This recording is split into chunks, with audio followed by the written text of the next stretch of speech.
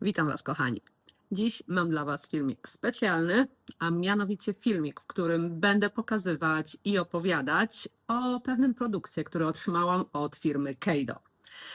Ja już z firmą Keido współpracowałam, pokazywałam Wam nawijarkę elektryczną, którą od nich otrzymałam i używam jej naprawdę często.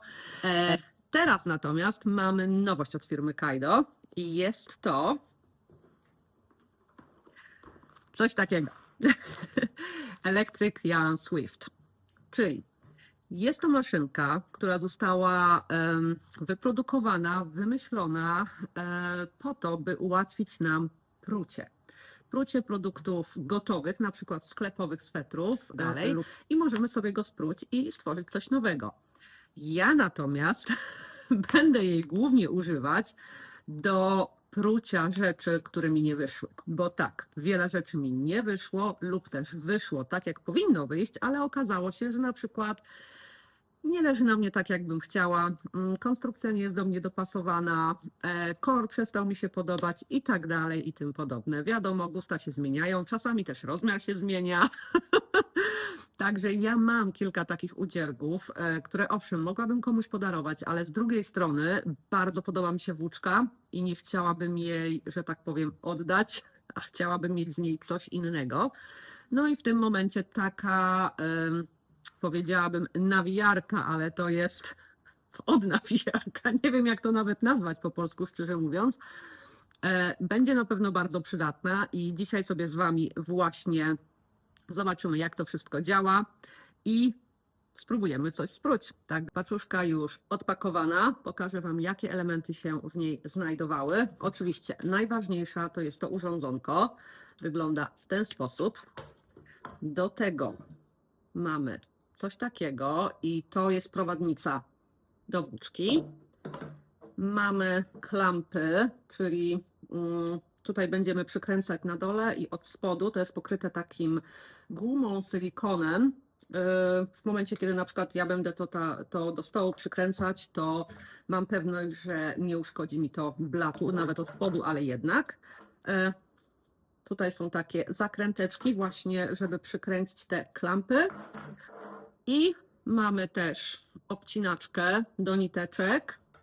Mamy power cord, czyli no, kabelek, który podłączamy do kontaktu i druga jego część to idzie już bezpośrednio do urządzenia i tutaj mamy przełącznik. Ja Wam to później troszkę, bo to mi się nie będzie teraz bardzo chciało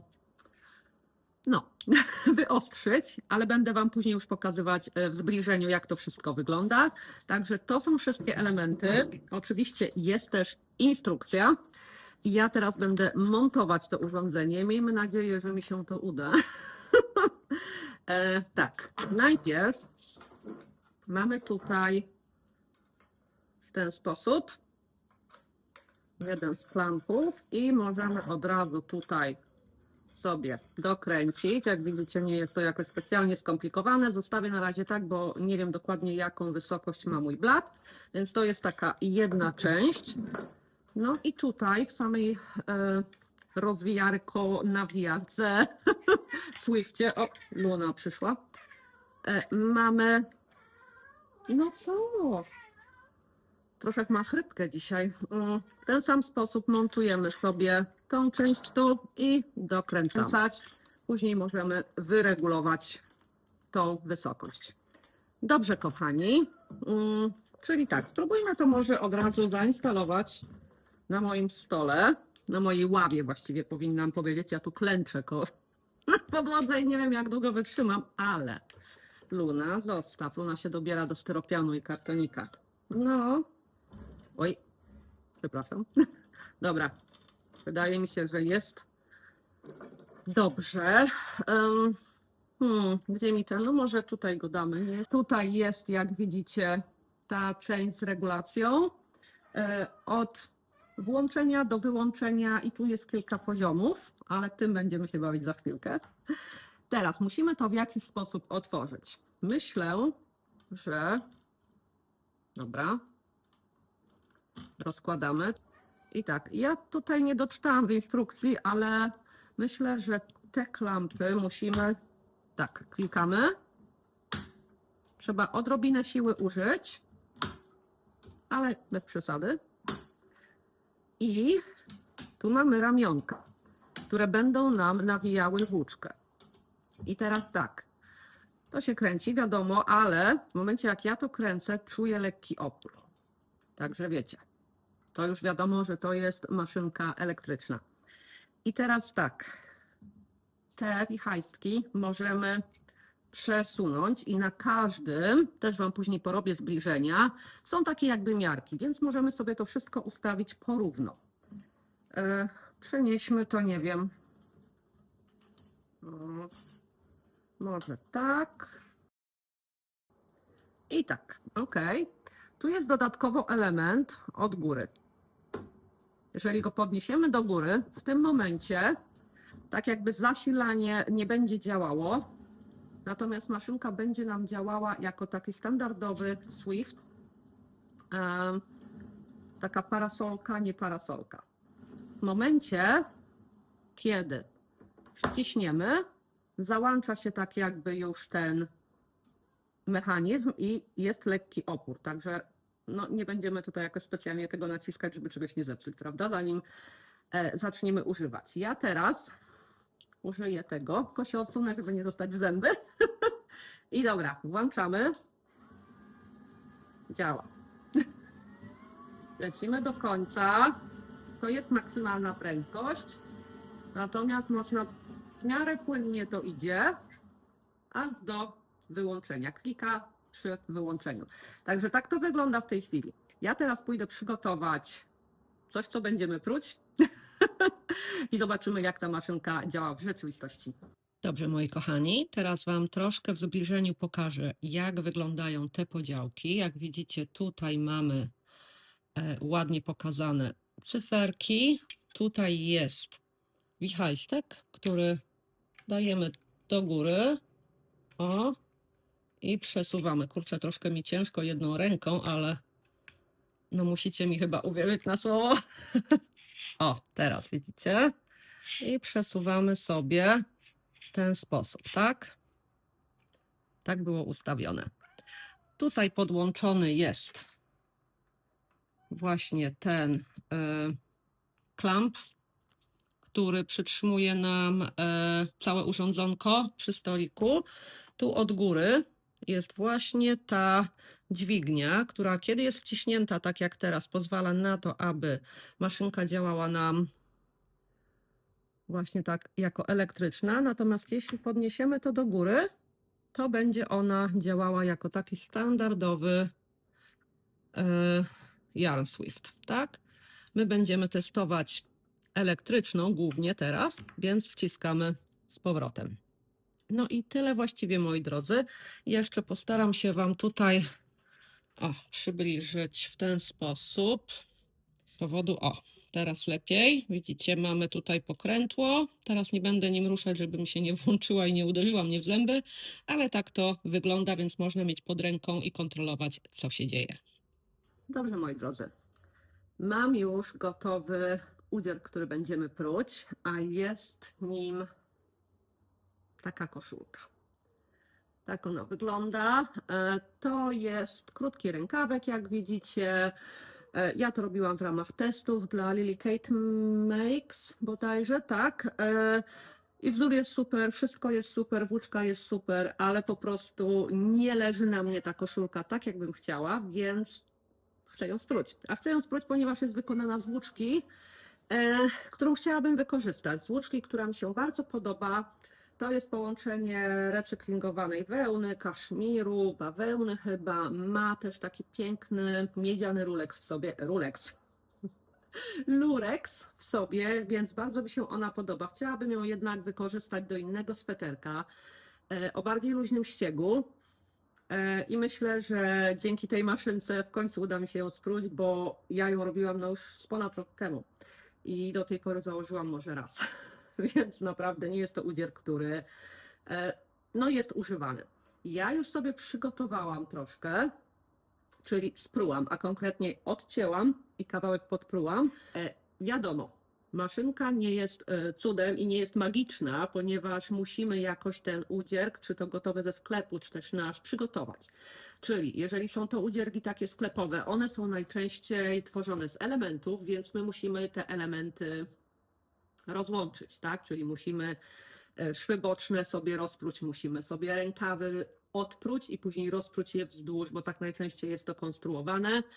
I dopiero takie gotowe elementy podłączamy, że tak powiem, do maszynki. I podobnie zrobiłam tutaj. Ogólnie myślę, że można na tym spróć wszystko, z tym, że trzeba być uważnym. Na przykład przy takich konstrukcjach, jak mamy tutaj, to nie jest sweterek na okrągło. Tu, jak widzicie, są tego typu rękawki, więc tak naprawdę mogę pruć do tego momentu. Później musiałabym pruć rękawki i tak dalej do samego końca. Mam kawałeczek taki spruty, luźnej nitki, od której zaczniemy. To do jednego ramienia przywiązujemy sobie niteczkę, tak? Żeby nam się to trzymało.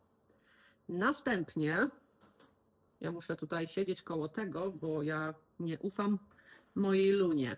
Wezmę sobie sweterek tu na kolana i z takiej perspektywy chwilę podziałamy. Mam tutaj pod ręką urządzonko i dobra, lecimy. Jestem chyba dość daleko, żeby nie dostać w zęby.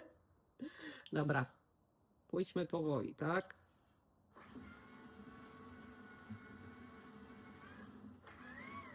Okej. Okej, zaczęło się. Ja tutaj sobie rozprostuję, bo Luna oczywiście swoimi pazurami już tu zaczyna dotykać, a to są jeszcze póki co luźne nitki, więc będziemy szli powolutku. Na razie, jak widzicie, nie używam tej prowadnicy.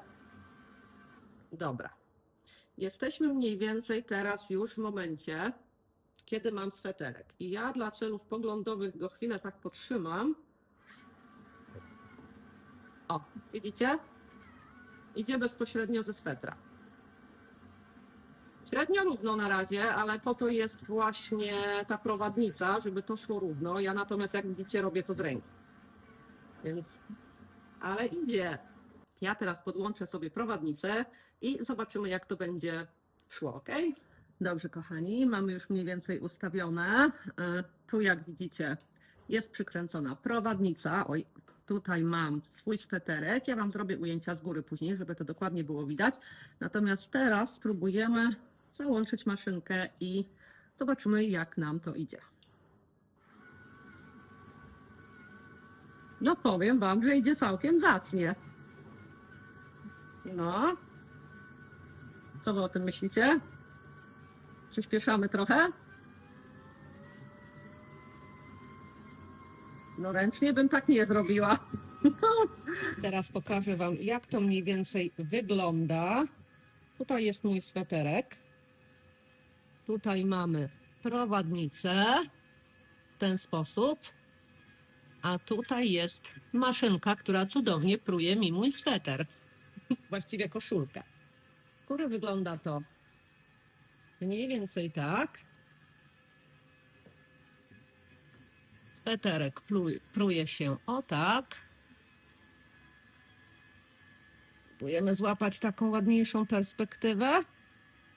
O, widzicie? No powiem Wam, że to jest super. Mogę teraz nagrywać. Maszynka sama tutaj działa. I tak co najmniej do momentu, gdzie jest oddzielenie na pachy, tak właściwie może sobie kręcić. Także ja tu podokręcam do końca. Następnie przejdziemy do etapu, co z tą włóczką dalej robimy. Także już zaraz dalsza część. Maszynka pracuje, a ja w międzyczasie powiem Wam, co możemy znaleźć w instrukcji.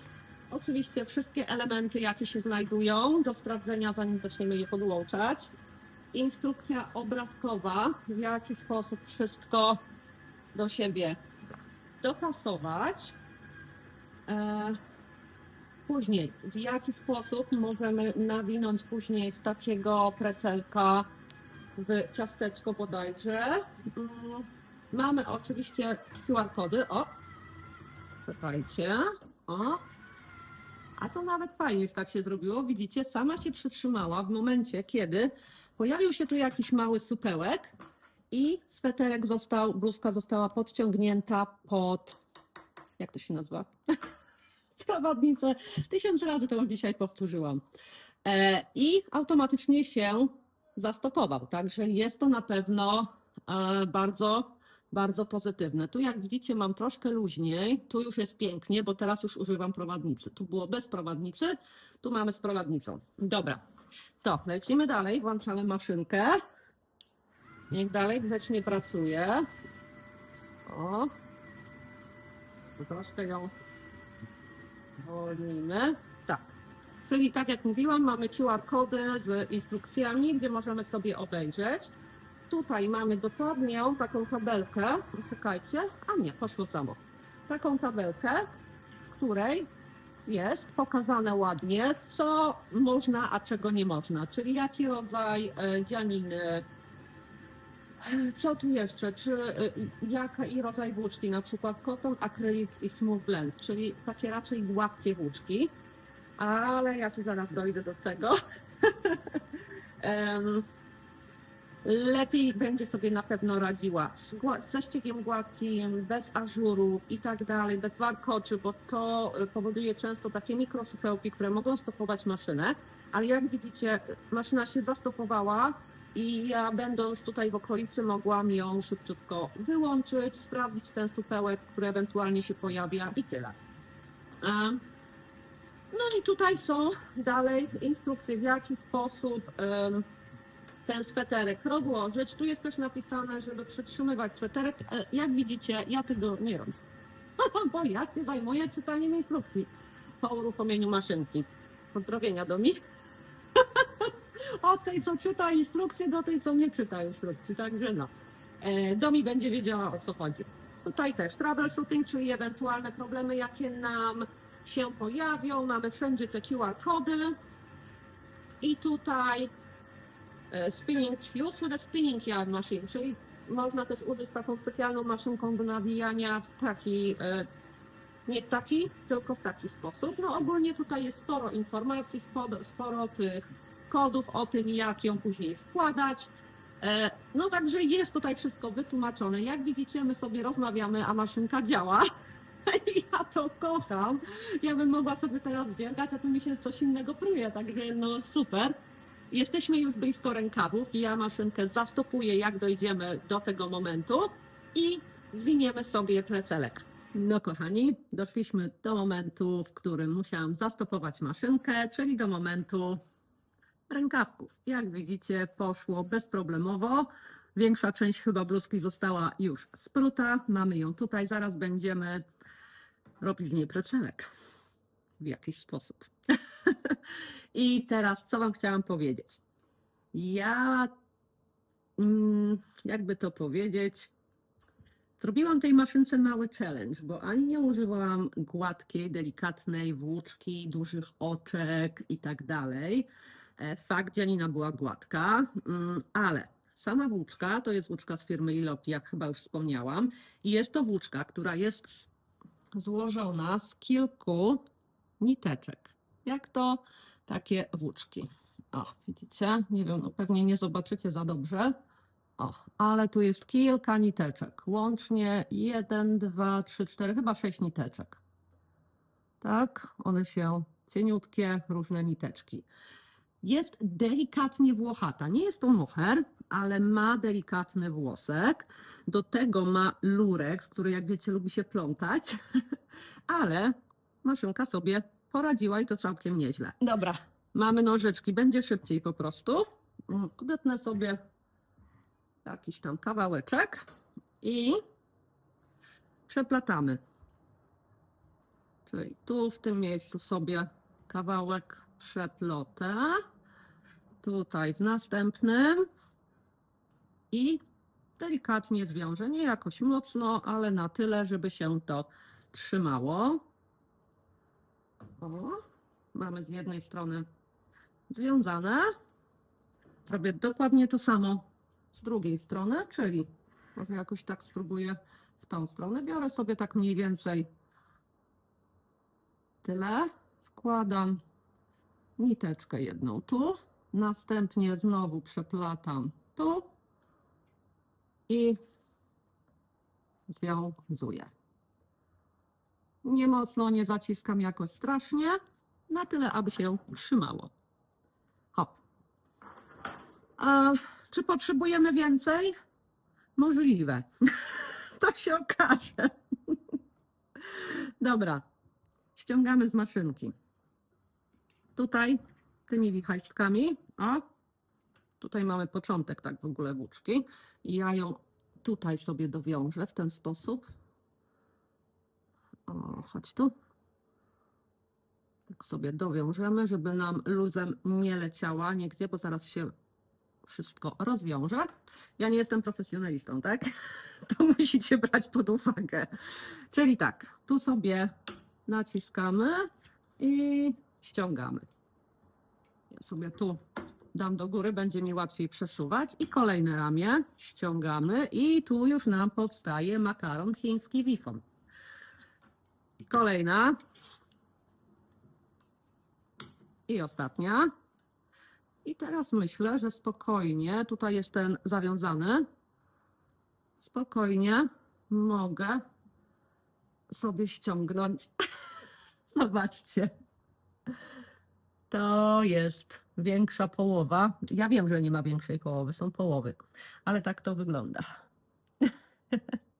I teraz, wiadomo, ja to, kochani, będę prać, tak? A czemu będę to prać? No bo trzeba to wyprostować.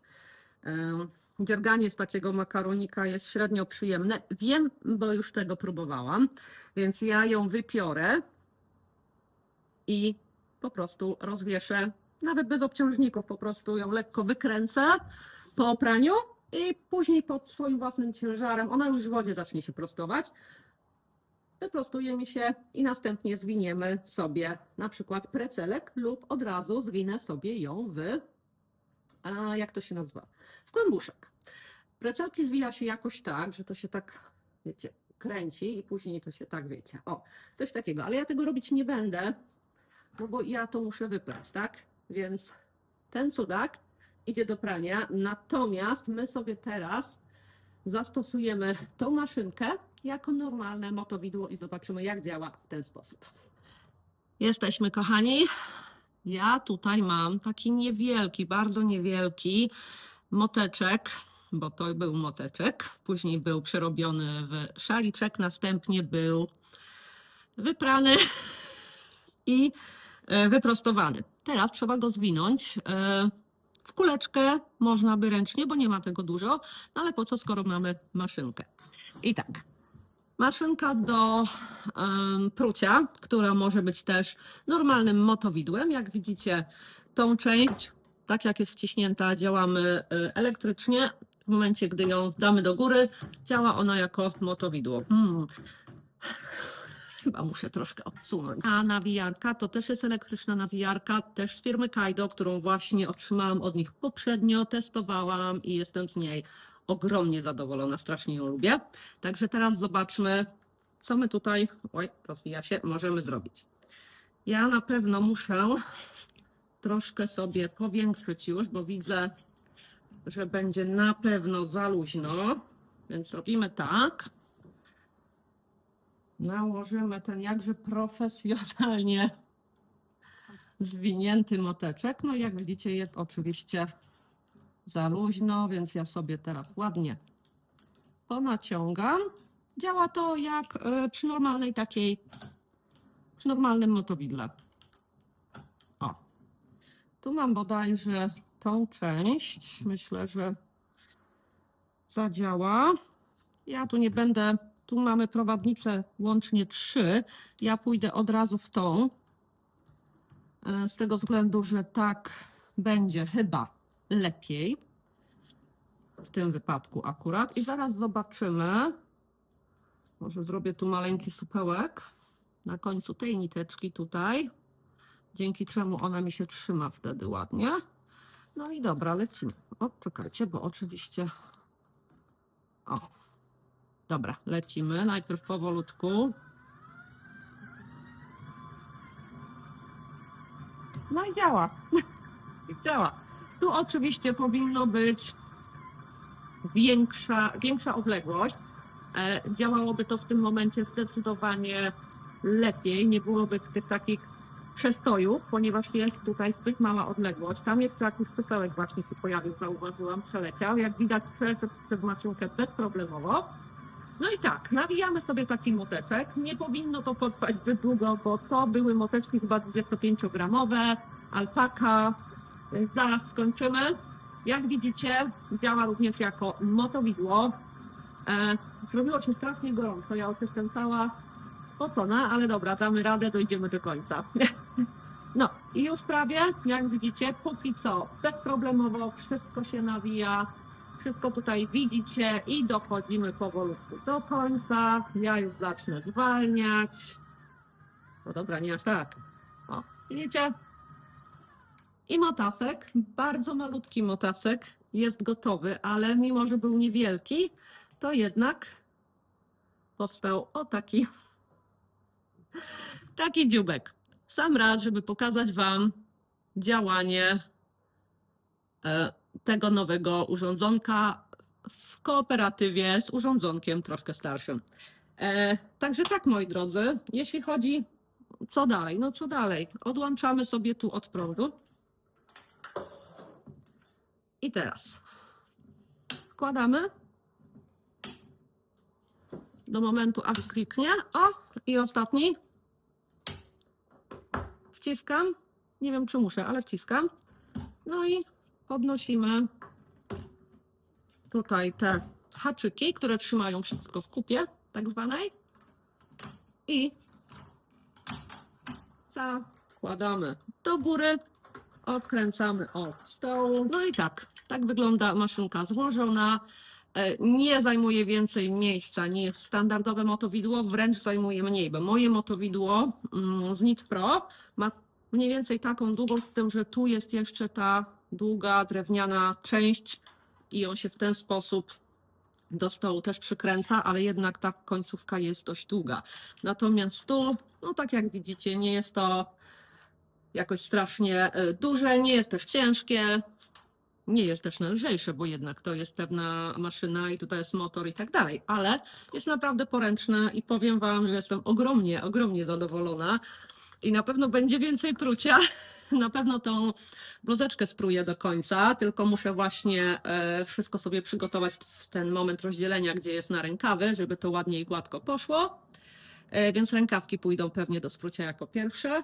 No i myślę, że tyle. Mam nadzieję, że filmik Wam się jako tako spodobał, że wiecie teraz, jak działa ta maszynka. Możecie sami zdecydować, czy Wam się do czegoś przyda, czy nie. Ja i tak planowałam jej zakup, bo no cóż, no zależy mi na czasie, a wiem, że często potrzebuję coś spróć. Więc na pewno bym ją kupowała, a że firma Keido się do mnie odezwała i zaproponowała kolejną współpracę, no to super ekstra, naprawdę. Jeśli macie już swoje motowidło, no to wiadomo, dodatkowy wydatek może nie być koniecznym, no chyba że akurat chcecie sobie sprezentować coś. Wiem, że firma Keido ma do końca lipca jeszcze promocję, z tym, że dzisiaj jest, kochani, 29, ja dopiero dziś tą paczkę otrzymałam. Nie byłam w stanie Wam wcześniej tego filmu nagrać. Dosłownie nagrywam go po otrzymaniu paczki. A jeszcze muszę ten filmik wysłać do Keido, żeby zobaczyli, czy taka forma im odpowiada. I dopiero go będę mogła do Was puścić, więc pewnie już będzie po promocji niestety, ale może uda się coś załatwić, zobaczymy. Także ja ogólnie polecam. Dla mnie to jest niesamowita ciekawostka. Ja jestem gadżeciarą, a to jest gadżet z typu takich, które są naprawdę bardzo przydatne. Także dzięki za oglądanie. Do zobaczenia. Pa!